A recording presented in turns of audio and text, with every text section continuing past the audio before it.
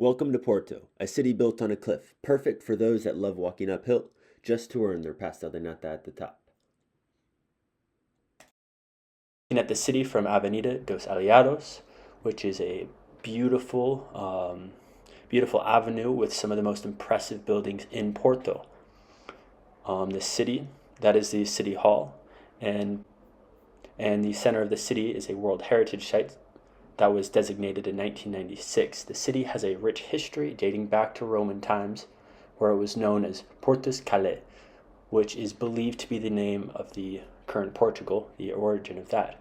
And over centuries, the city has been inspired by many cultures, including the Celts, Romans, Visigoths, and Moors, and creating the unique culture that Portugal and Porto has today.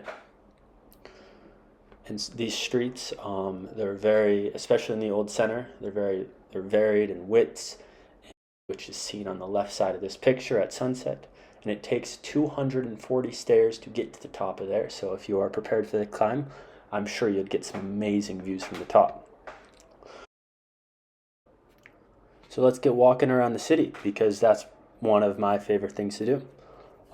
Porto is great because every neighborhood looks like this. This one's a bit newer outside of the historical center, right near the Avenida dos Aliados. And you can tell it's been reformatted recently with small streets for cars and a lot of space for pedestrians and for cafes and for terrazas. And this night on a Saturday, there was a lot of people getting food or drinks and stuff, and it was just a really peaceful neighborhood to walk around in. You can see the tiles that are famous in Portugal for being just different and a lot of different designs.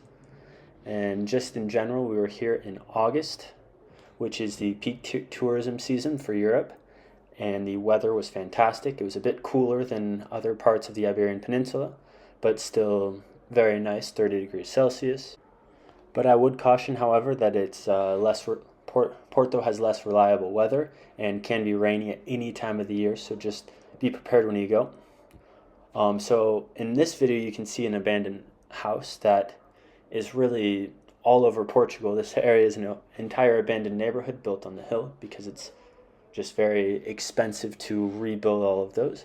And these abandoned areas are all over Portugal, and the main reason is because these houses have been passed down through families, and maybe there's 25 different owners that are cousins, and so there's just never enough cohesion between all the cousins to rebuild the house. But as this city's grown in tourism, many of these buildings have been rebuilt and remodeled to fit the growing need for, well, tourist apartments, but just places to sell to tourists, which is why the city is so beautiful right now. But obviously there's some underlying problems, as there is with many touristic towns in Europe. This road, right next to the São Bento railway station, is one of the most famous railway stations because of its blue tile that has been decorated with the events of the Portuguese Empire and the famous events that have happened throughout creating Portugal into the state that it is today. And this has also been rebuilt through in the last few years to really show off this place to tourists, because tourism has really grown like exponentially in the last few years. This railway station was built in 1916, and there's about 20,000 of the tiles in that other building. And I didn't arrive to Porto by train, but I would have loved walking out of the train to this station with the feeling of just the aesthetic of the station is incredible. On this side, I love seeing on the left, there's a whole line of cafes and little shops that you can stop by while you're waiting for your train. And behind it is a line of houses, and I just like seeing how well the station is built into the community, and just the station's very pretty.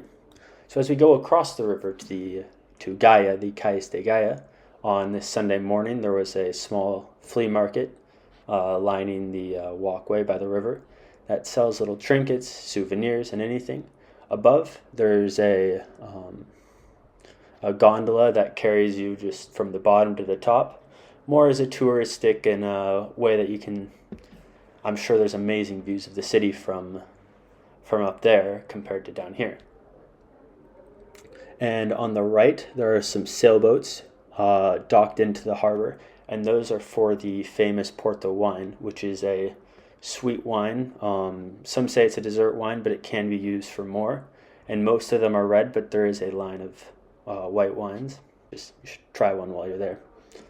And so this view is over Gaia, looking towards Porto, and just shows you the amazing views that you get. The city is kind of built on two cliffs going down over the river, which is why there's such famous bridges here. First of all, the most famous bridge in Porto is Ponte Luís I, which was designed by Gustave Eiffel before he built the Eiffel Tower. And it is designed in the same fashion, with iron being welded into an arch that is incredibly strong, that it supports the metro line above and a road below to be used at the same time. And this bridge is just beautiful and the most pictured in Porto because it is right in the middle of the city. So next we'll go to the pastel de nata, which is a Portuguese treat that you need to try while you're there.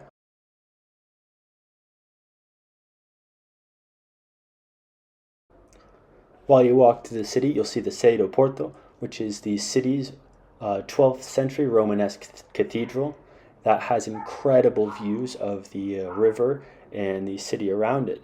And as we head down to the river, we'll see the Praça de Ribeira, which is the site of the original city harbor. And this square was built to be a market for the city. As goods came in from the river, they immediately got sold to the citizens right here. And now this plaza is filled with cafes, restaurants, bars, and it's really a favorite spot for anyone who visits the town and anyone who lives in the town, because it's just always full of people and full of musicians like the one you're hearing in the background. And this vibrant riverside area is known for colorful buildings, narrow streets, and it's just a great place to go as a tourist. You're looking at Ponte Luís I at night, all lit up, looks amazing. And then the buildings, which are 18th century, are just beautiful, looking over the river and the people below. And so this is the Rua Cima de Muro, which is maybe translated as the road on top of the wall, which are the mid-14th century walls to protect the city as it expanded beyond its Roman walls. And they're about 10 meters high, and you can walk right above them. You can get dinner right above them. And I really liked it because it was away from the tourists and the people going out below, and it was a bit more relaxing, and you can just take in the great view, get some great pictures of yourself in such a great city. As I walked back into the city of Porto from the Cais de Ribeira, I really loved to see the landscapes and the panoramas from the top of the bridge. And I only stayed here for 2 days, 1 night, and I saw a lot, but there was so many other things to see. So this video, while short, captures some of it, but if you want to see it all, you just got to go to Porto.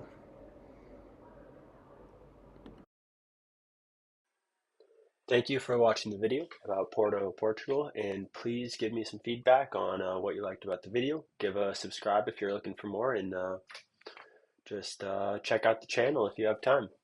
Have a good day.